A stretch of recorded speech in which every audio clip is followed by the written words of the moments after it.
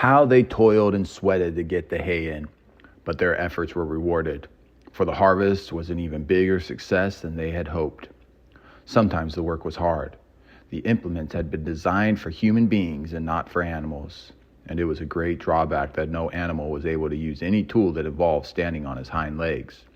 But the pigs were so clever that they could think of a way around every difficulty.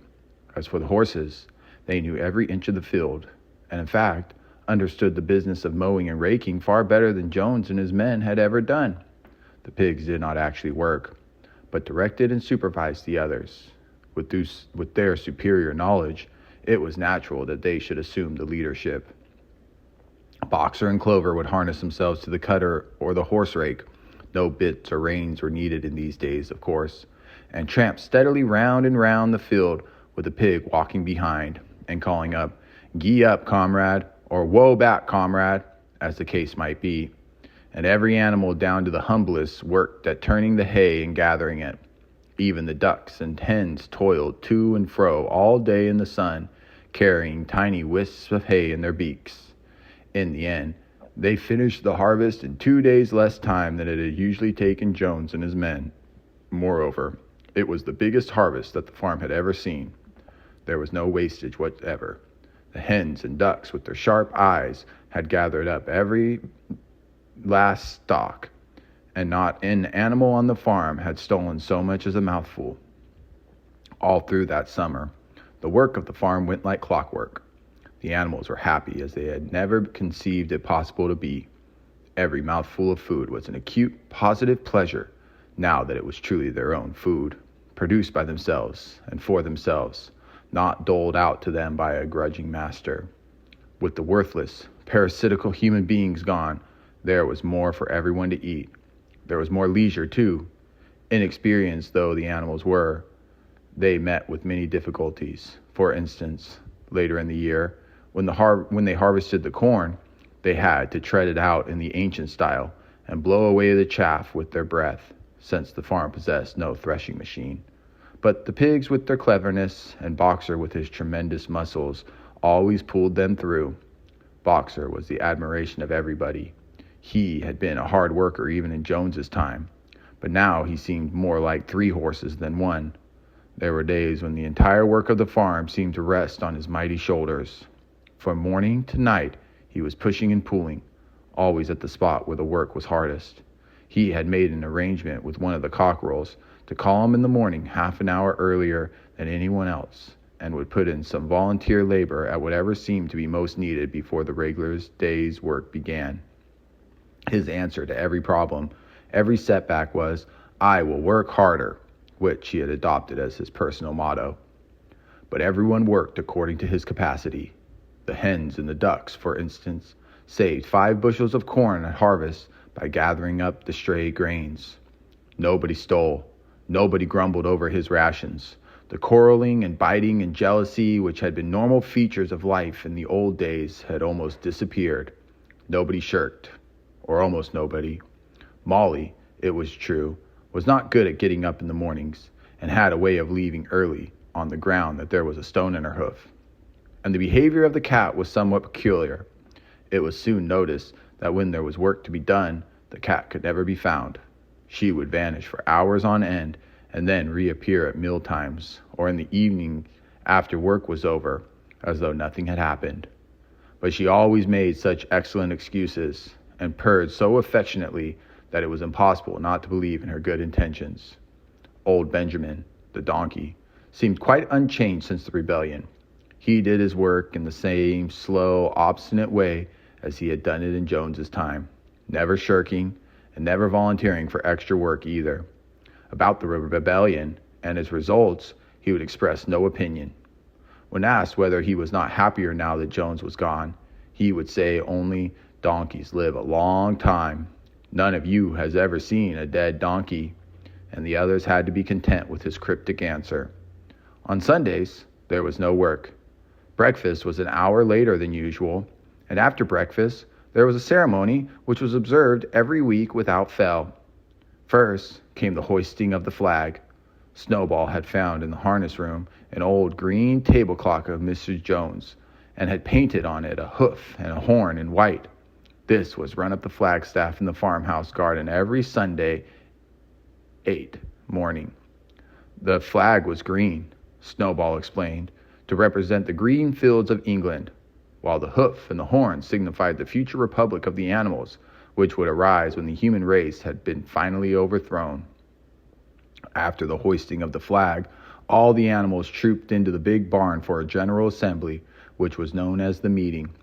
Here the work of the coming week was planned out, and resolutions were put forward and debated. It was always the pig who put forward the resolutions. The other animals understood how to vote, but could never think of any resolutions of their own. Snowball and Napoleon were by far the most active in the debates, but it was noticed that these two were never in agreement. Whatever suggestion either of them made, the other could be counted on to oppose it.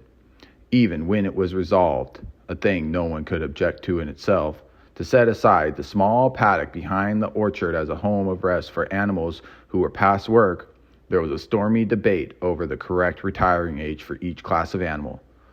The meeting always ended with the singing of Beasts of England, and the afternoon was given up to recreation. The pigs had set aside the harness room as a headquarters for themselves. Here in the evenings they studied blacksmithing, carpentering, and other necessary arts from books which they had brought out of the farmhouse. Snowball also busied himself with organizing the other animals into what he called animal committees. He was indefatigable at this. He formed the egg production committee for the hens, the Clean Tails League for the cows, the Wild Comrades Re-Education Committee. The object of this was to tame the rats and the rabbits, the Whiter Wool Movement for the sheep, and various others, besides instituting classes in reading and writing. On the whole, these projects were a failure. The attempt to tame the wild creatures, for instance, broke down almost immediately. They continued to behave very much as before, and when treated with generosity, simply took advantage of it. The cat joined the Re-Education Committee and was very active in it for some days. She was seen one day sitting on a roof and talking to some sparrows who were just out of her reach. She was telling them that all animals were now comrades, and that any sparrow who chose could come down and perch on her paw. But the sparrows kept their distance. The reading and writing classes, however, were a great success. By autumn, almost every animal on the farm was literate in some degree. As for the pigs, they could already read and write perfectly. The dogs learned to read fairly well, but were not interested in reading anything except the 7 Commandments. Muriel, the goat, could read somewhat better than the dogs, and sometimes used to read to the others in the evenings from scraps of newspaper which she found on the rubbish heap. Benjamin could read as well as any pig, but never exercised his faculty. So far as he knew, he said, there was nothing worth reading. Clover learnt the whole alphabet, but he could not put the words together. Boxer could not get beyond the letter D.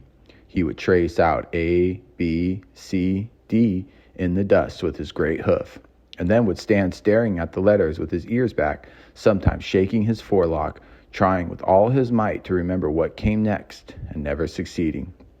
On several occasions, indeed, he did learn E, F, G, H, but by the time he knew them, it was always discovered that he had forgotten A, B, C, and D. Finally, he decided to be content with the first 4 letters, and used to write them out once or twice every day to refresh his memory. Molly refused to learn any but the 6 letters which spelt her own name. She would form these very neatly out of pieces of twig, and would then decorate them with a flower or 2, and walk around them admiring them. None of the other animals on the farm could get further than the letter A. It was also found that the stupider animals, such as the sheep, hens, and ducks, were unable to learn the 7 Commandments by heart. After much thought, Snowball declared that the 7 Commandments could in fact be reduced to a single maxim, namely, 4 legs good, 2 legs bad. This, he said, contained the essential principle of animalism. Whoever had thoroughly grasped it would be safe from human influences. The birds at first objected, since it seemed to them that they also had 2 legs, but Snowball proved to them that this was not so. A bird's wings, comrades, he said, is an organ of propulsion and not of manipulation. It should therefore be regarded as a leg. The distinguishing mark of a man is the hand, the instrument with which he does all his mischief. The birds did not understand Snowball's long words, but they accepted his explanation, and all the humbler animals set to work to learn the new maximum by heart. 4 legs good, 2 legs bad, was inscribed on the end wall of the barn, above the 7 commandments, and in bigger letters. When they had once got it by heart, the sheep developed a great liking for this maxim, and often, as they lay in the field, they would all start bleating, 4 legs good, 2 legs bad, 4 legs good, 2 legs bad, and keep it up for hours on end, never growing tired of it. Napoleon took no interest in Snowball's committees. He said that the education of the young was more important than anything that could be done for those who were already grown up. It happened that Jessie and Bluebell had both whelped soon after the hay harvest, giving birth between them to 9 sturdy puppies. As soon as they were weaned, Napoleon took them away from their mothers, saying that he would make himself responsible for their education. He took them up into a loft which could only be reached by a ladder from the harness room, and there kept them in such seclusion that the rest of the farm soon forgot their existence. The mystery of where the milk went was soon cleared up. It was mixed every day into the pig's mash. The early apples were now ripening, and the grass of the orchard was littered with the windfalls. The animals had assumed, as a matter of course, that these would be shared out equally. One day, however, the order went forth that all windfalls were to be collected and brought to the harness room for use of the pigs. At this, some of the other animals murmured, but it was no use. All the pigs were in full agreement on this point, even Snowball and Napoleon. Squealer was sent to make the necessary explanations to the others. "Comrades," he cried, "you do not imagine, I hope, that we pigs are doing this in a spirit of selfishness and privilege. Many of us actually dislike milk and apples. I dislike them myself. Our sole object in taking these things is to preserve our health.